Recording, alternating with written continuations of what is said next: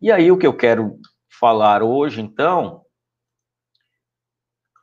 é justamente isso, né? Por que que nós temos que estudar a administração? Por que que é importante conhecer as teorias da administração? Afinal de contas, né, você tem toda essa discussão, tem várias pessoas que vão lá, abrem as suas empresas, ganham seu dinheiro, se sentem realizadas, estão satisfeitas, mas são empresas que, se conseguirem vencer aqueles 2 anos iniciais, depois os 5 anos de funcionamento, enfim, são empresas que, na maioria das vezes, serão de uma geração só. É aquela empresa que, quando o dono da empresa, normalmente o pai, vai morrer, e aí o filho assume e nem sempre consegue tocar, ou a empresa, o pai, antes de morrer, vende a empresa, enfim. E por que que isso acontece? E por que nós temos tantas empresas e nós vemos tantas pessoas reclamando? Por que que eles não conseguem alcançar o sucesso? E aí a gente tem que analisar quais são esses problemas que surgem dentro das empresas. Então, nós temos que tomar alguns cuidados, porque a gestão de um negócio é algo bastante complexo. Se fosse simples, estava aí todo mundo muito bem, ganhando seu dinheiro, mas não é isso que nós vemos. O que nós vemos, na grande maioria, são pessoas batalhando e lutando tanto quanto alguém que é funcionário.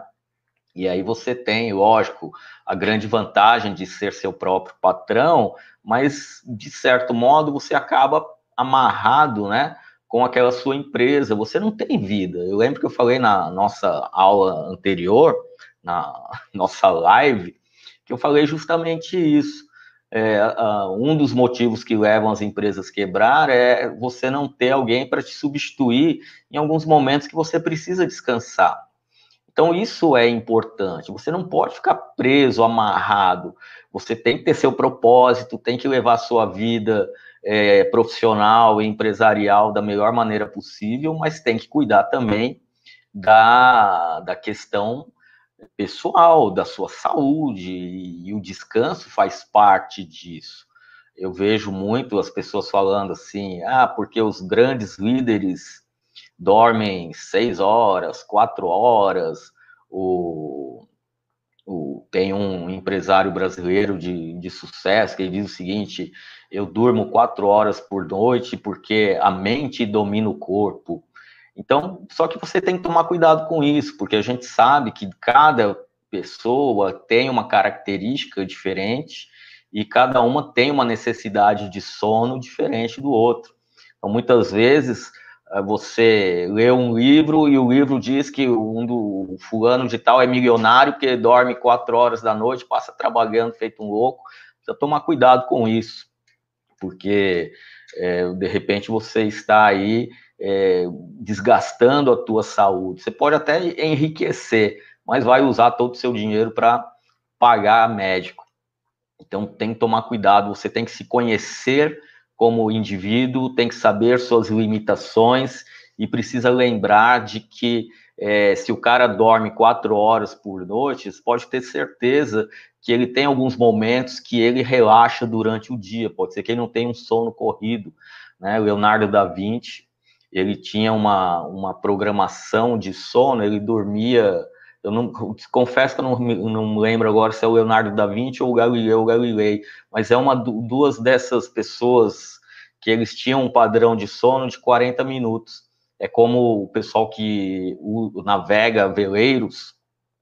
Você, quando está em alto mar, eu me lembro que eu falei do livro 100 Dias Entre o Céu e o Mar, do Amir Klink, ele conta que num veleiro, ainda mais sozinho, você tem que dormir de 40 em 40 minutos, porque 40 minutos é o tempo que leva para o ponto que você está até o horizonte você encontrar algum obstáculo. Então você dorme 40 minutos, trabalha 1 hora e dorme mais 40 minutos, trabalha mais 1 hora, e aí você tem esse ciclo de sono de 40 minutos, igual meus gatos. Meus gatos passam o dia inteiro dormindo. né? E aí você vai ver à noite, eles dão umas 2, 3 horinhas, eles dão uns fogueteiros neles, saem correndo pela casa, destruindo tudo, aí de repente passa a noite toda dormindo, acorda de manhã mais fogueteiro, depois passa o dia inteiro dormindo, é assim. Então você tem que tomar cuidado. Mas quando você vai levantar quais são os principais problemas de uma empresa, você tem esse aqui. Os problemas mais comuns que levam, que acometem as organizações no seu dia a dia, e aí eu não estou falando mais dos motivos que fecham, isso aí eu falei na aula passada, os principais motivos que levam a empresa a fechar. O que eu quero falar hoje, então, é por que você tem que estudar administração, e aí eu te trago esses problemas, que são os problemas mais comuns, é o dia a dia da gestão, é o dia a dia da empresa. Então você tem aí, você perceba que você tem aqui, ó, a incompetência dos gestores como líderes. Isso aqui é muito importante e você tem que entender que essa incompetência, ela não está colocada aí de maneira pejorativa, no sentido de que, seu incompetente. Não é nesse sentido, é no sentido de não ter o conhecimento necessário, não ter a competência necessária, as habilidades necessárias para desenvolver o seu papel de líder na empresa. Ele continua sendo um chefe. Então é nesse sentido que você precisa entender quando eu digo incompetência dos gerentes como líderes. É a falta de habilidade do gerente em ser líder. E não é uma coisa fácil, porque a maioria das empresas, elas têm chefes. E o chefe é aquela pessoa que está naquela posição hierárquica da qual ele manda e os funcionários devem se submeter ao mando, ao comando desse chefe, até por uma questão de uma serem coagidos, né? Se você não fizer o que o chefe te manda embora, vai te dar uma punição. Então você tem essa necessidade de estar aí atendendo às solicitações do chefe. Já o líder não. O líder é aquela pessoa que ela, além de ser carismática, ela dá o exemplo. Ela simplesmente delega as tarefas e deixa os seus funcionários agirem e trabalharem para que ele realmente possa cuidar de outros assuntos. Ele confia no seu funcionário. Então, essa questão da incompetência dos líderes é justamente você entender que as pessoas não sabem ser líderes. E essa incompetência, então, dos gestores leva o quê? A uma falta de organização nas rotinas diárias. E essa falta de organização das rotinas diárias, ela vai trazer como consequência a má distribuição de tarefas. E essa má distribuição de tarefas, consequentemente, leva o funcionário a desenvolver um trabalho ruim, e aí o chefe, então, fala, não, esse funcionário não sabe trabalhar, eu tenho que ficar em cima dele, como a Júlia coloca ali, os gerentes são muito centralizadores. Sim, são, porque eles têm essa desconfiança dos gerentes com seus funcionários, porque por ele não saber assumir o seu papel de líder, por ele não saber criar uma organização de rotinas, por não saber distribuir corretamente as tarefas, os funcionários ficam perdidos, não conseguem trabalhar direito, o resultado, então, é uma desconfiança do gerente com o seu funcionário. E aí, em cima disso, você ainda tem outros problemas, porque como você fica desconfiando do seu funcionário, e como a maioria das empresas brasileiras, pequenas empresas, não só brasileiras, né, mas as pequenas empresas de um modo geral, elas acabam, então, de alguma forma, incentivando o nepotismo, no sentido, eu sou pequeno, eu não confio no meu funcionário, quem que eu vou botar para trabalhar? Vou botar para trabalhar o meu filho, o meu sobrinho, o meu primo, o meu cunhado, né? O cunhado é clássico, colocar o cunhado para trabalhar. E muitas vezes, na maioria das vezes, você arruma dois problemas. Você arruma um problema na organização, que aí o cara não trabalha direito e aí cria problemas na empresa, e aí você tem que demitir o cara embora, e você arruma um problema na tua família, porque aí tua tia vai ficar com raiva, o teu tio vai ficar com raiva, tua irmã vai ficar com raiva que você mandou o cunhado embora, né? Mandou o marido dela embora, e assim por diante. Então, não que você não possa contratar seus parentes. Eu acho que se você estiver numa empresa, e nós temos muitos exemplos de empresas com gestão familiar no Brasil que têm sucesso, mas é porque eles levam essa gestão em um nível profissional.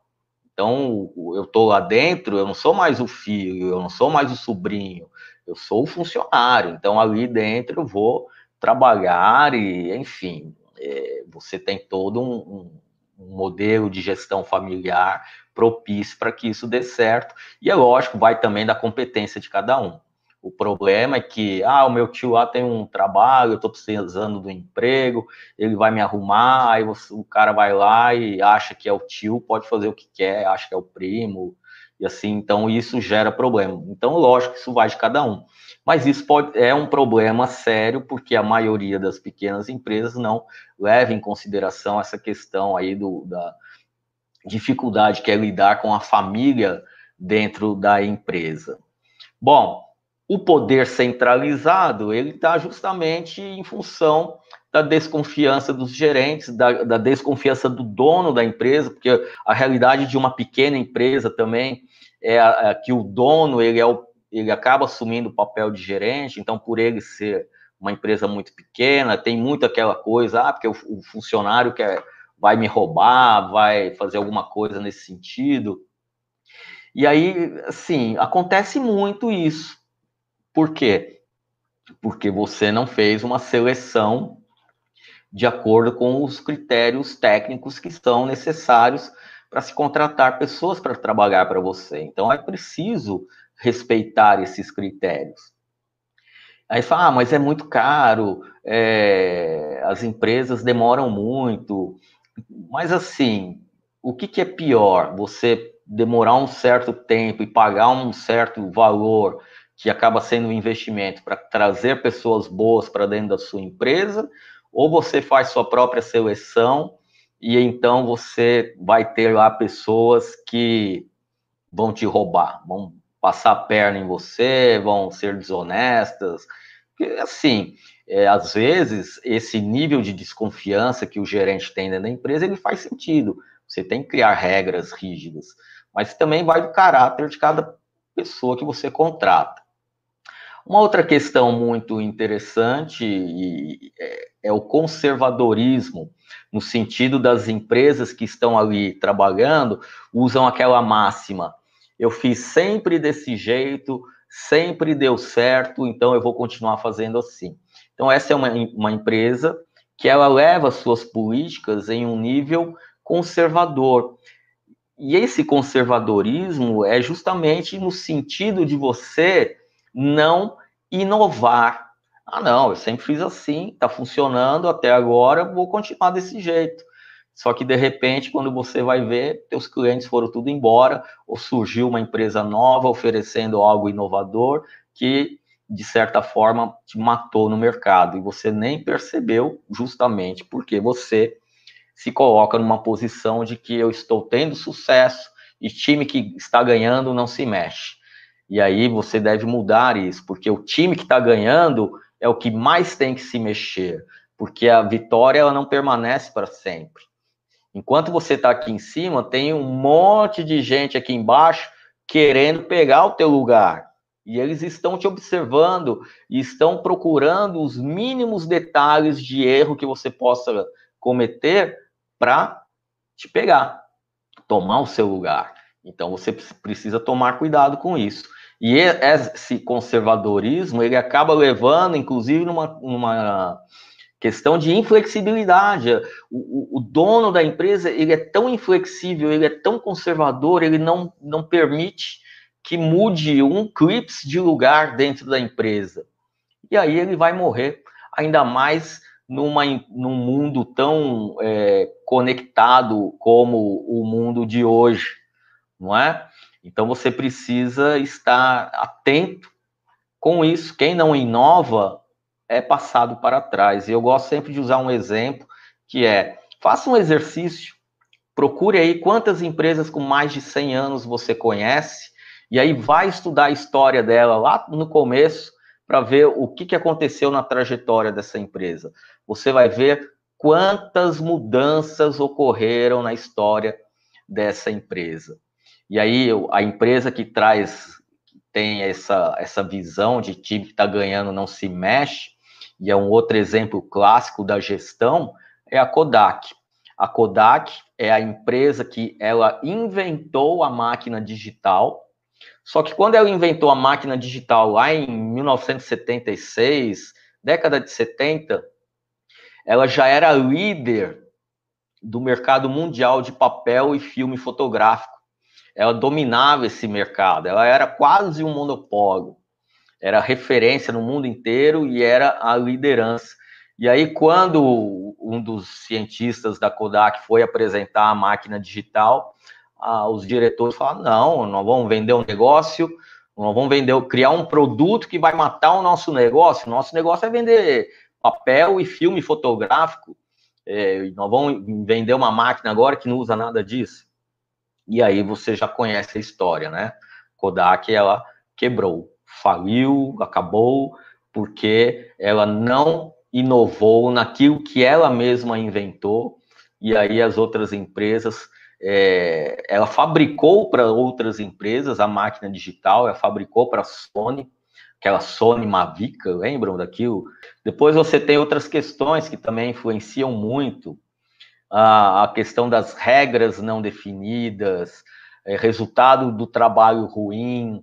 Essa regra não definida está diretamente relacionada aqui à má distribuição das tarefas e da falta de organização nas rotinas diárias, e isso aqui vai gerar o resultado do trabalho ruim. E a outra coisa é a falta de experiência. Então, a falta de experiência não só dos funcionários que você, porventura, está contratando, mas do próprio gestor, que nunca teve empresa e aí decidiu abrir uma empresa por uma necessidade, né? O empreendedor, por necessidade, ele perde seu emprego, não sabe o que fazer da vida e vai lá e abre o seu negócio, pega todo o seu acerto trabalhista e investe tudo numa empresa, e aí começa a ter um monte de problemas, porque ele nunca gerenciou uma empresa, ele não sabe bem como é que funciona isso.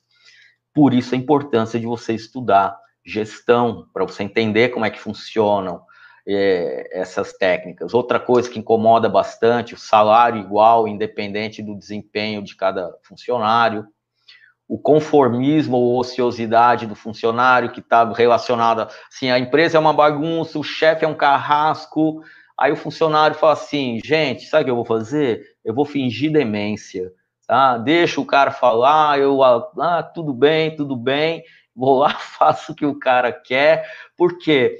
Porque ele é tão inflexível, tão centralizador, que, gente, para que eu vou ficar me batendo de frente com o cara? Esse cara vai me mandar embora. Então, não, tá bom, é isso que você quer? Beleza, eu vou fazer isso que você quer e acabou. Então, você vê que o funcionário, ele, em função, tudo isso começa lá em cima, na liderança. Em função da falta de experiência, da incompetência do gestor em ser líder, ele acaba criando todos esses problemas. E o resultado de tudo isso, gente, é a falta de planejamento, tá? Aí você agora sabe quais são todos os problemas das empresas. Isso é o que acontece dia a dia nas organizações, tá? E aí você fala assim, mas gente, como é que eu vou fazer então, professor, para resolver isso? Meu Deus, são tantos problemas, como faço isso? Ora, faça isso aqui. siga Taylor, que há quase 100 anos atrás, ou já há mais de 100 anos, escreveu os princípios da administração científica. Desenvolva um método científico para o trabalho dos operários. Estabeleça um processo científico de seleção e treinamento. Desenvolva a cooperação entre gerência e os operários. Divida o trabalho dos operários em função da sua especialização. Fala para mim, gente, se aqui não estão aparecendo todos os problemas do que não é feito de acordo com o que o Taylor sugere. Tá aí. O Taylor fala assim, gente, eu tenho que desenvolver um método científico para o trabalho do operário. O que é esse método científico? Padronização.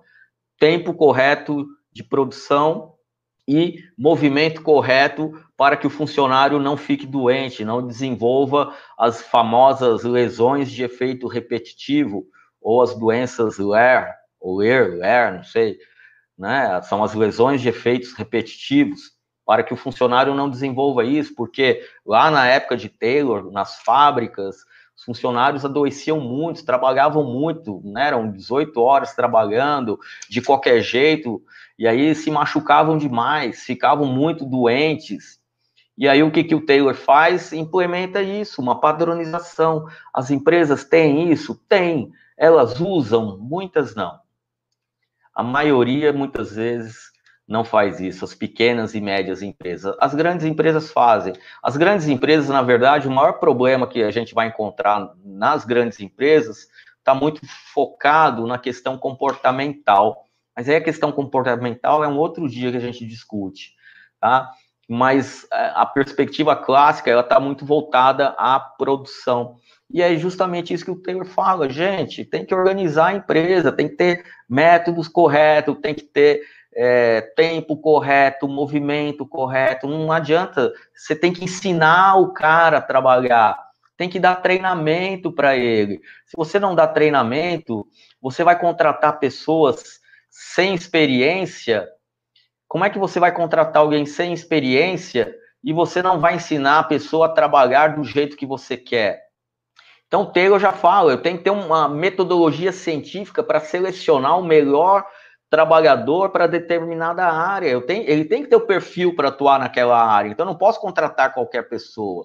Só que para você fazer isso, você precisa ter um psicólogo do trabalho para te ajudar nisso.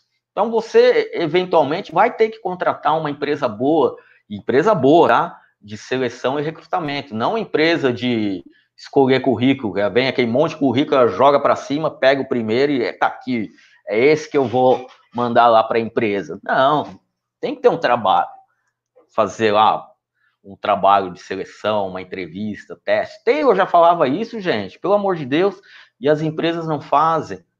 A maioria, né, das pequenas empresas não fazem isso.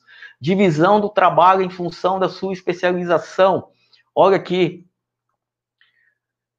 a má distribuição das tarefas, falta de organização das rotinas diárias. Gente, Taylor já está falando isso. Você tem que organizar. Então, veja, a solução dos problemas estão lá há quase 100 anos atrás. Mas ainda continuam a acontecer na empresa. E aí você pergunta, professor, por que eu tenho que estudar administração? Porque as pessoas não aplicam um conceito que tem aí quase 100 anos de história. E que funciona, gente. Isso que é o pior. Funciona. Isso que é o melhor. Funciona. E aí o Taylor tem uma coisa que eu acho que é fantástico. Se as empresas fizessem isso, essa questão aqui, do poder centralizado e da desconfiança dos gerentes aos funcionários, ao você trabalhar com o princípio da exceção, ele elimina isso. Por quê? Porque tudo que ocorrer na normalidade não deve ser objeto de preocupação da alta administração. O que significa isso? de uma maneira muito simples. Eu contratei alguém para trabalhar, deixa o cara trabalhar, pelo amor de Deus. Se você contratou a pessoa para fazer aquela tarefa, você não tem que ficar no pé da pessoa. Você contratou ela para fazer aquilo, deixa ela trabalhar. Se acontecer problemas, você vai ficar sabendo, com certeza. E você, então, esse é o verdadeiro papel do líder gestor. A hora que tem o problema, ele vai ficar sabendo, aí que ele vai tentar ajudar a resolver o problema. Agora, não ficar, eu te contrato para trabalhar, para, sei lá, deixa eu ter um exemplo aqui. Vou assentar muro, vou colocar tijolo para fazer muro. E aí você fica o dia inteiro atrás do cara, você não está fazendo a massa direito, faz essa massa desse jeito. Você não está pondo o tijolo certo, você não está usando a pá do jeito que eu gosto. Cara, para com isso. Para acontecer do jeito que você quer, pega esse cara durante uma semana. Você entrou na empresa, parabéns, seja bem-vindo, está na organização Azenha, e você agora, então, vai aprender a assentar muro do jeito que eu quero. Porque eu sei que você sabe assentar muro, eu sei que você fez o curso de mestre de obras, fez engenharia, eu sei tudo isso. Mas na minha empresa eu quero que você faça do meu jeito. E aí você passa uma semana treinando o cara para fazer do seu jeito. Tudo bem? Tudo bem. Então agora faz o muro. Se der algum problema, aí você volta lá para ver o que aconteceu. E aí, se for o caso, você manda o funcionário embora. Mas você não pode perder seu tempo com a normalidade, porque toda empresa vai ter problema todo dia. Isso é a normalidade da empresa. A empresa é você resolver problemas todos os dias. Agora, se você é aquele gerente bombeiro que passa o dia inteiro, a semana inteira apagando incêndio, gente, você não vai sair do lugar. A sua empresa não vai sair do lugar. O cara que está trabalhando com você vai ficar completamente desmotivado porque você contratou ele, mas você não deixa ele trabalhar. Então, você precisa ficar muito atento na sua postura de liderança. O líder não é aquele que fica puxando a orelha do cara. O líder é aquele que fala com o funcionário, fala, cara, boa sorte, desempenhe o seu trabalho da melhor maneira possível, qualquer problema que acontecer, eu estou aqui para te ajudar. Esse é o verdadeiro líder. Que é isso que o Fayol fala aqui, unidade de comando, unidade de direção, a remuneração do pessoal, tem que dar um pouco de gratificação para quem é melhor que o outro, isso aí é básico. Isso é o capitalismo, a gente não vive no capitalismo, então, gente, se você trabalha mais do que teu colega, nada mais justo você ganhar mais do que ele. Não é verdade? Todo mundo pode ter o salário igual, mas a bonificação pode ser diferente. Mas como é que eu vou pagar mais para um e menos para o outro? Análise de desempenho. Então, e aí a outra coisa também que ajuda a resolver todos aqueles problemas da empresa, tá aqui, teoria da burocracia. Gente, olha o que a teoria da burocracia fala. Dividir o trabalho, hierarquia, ser racional, trabalhar com razão, seguir regras e padrões, ter o compromisso profissional, registros escritos, está aqui, análise do desempenho, entra aqui, a impessoalidade. Então, claro que a burocracia, como você viu lá na aula que eu gravei, você tem que tomar cuidado com o excesso, né? O excesso da burocracia é um veneno, ela mata a empresa, mas nenhuma empresa consegue trabalhar sem um mínimo de burocracia. EAD, Unicentro, do meu jeito, no meu tempo, em qualquer lugar.